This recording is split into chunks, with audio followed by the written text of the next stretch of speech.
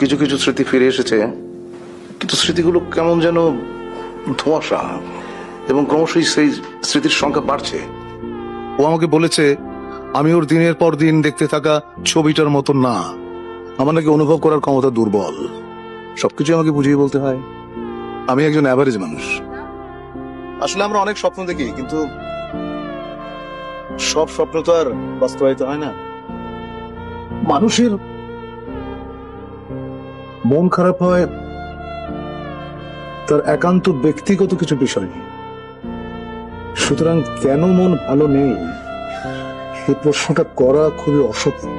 প্রত্যেকটা মানুষের জীবনে কিছু কিছু ঘটনা থাকে যা কারোর সঙ্গে শেয়ার করা যায় না।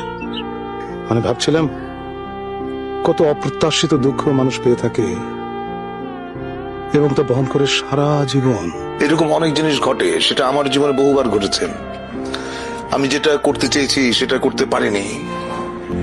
আমি যাকে আঁকড়ে ধরতে চেয়েছি সে আমাকে ফেলে চলে গেছে, বা যাকে আমি স্নেহ দিতে গেছি সে আমাকে ঘৃণা করেছে।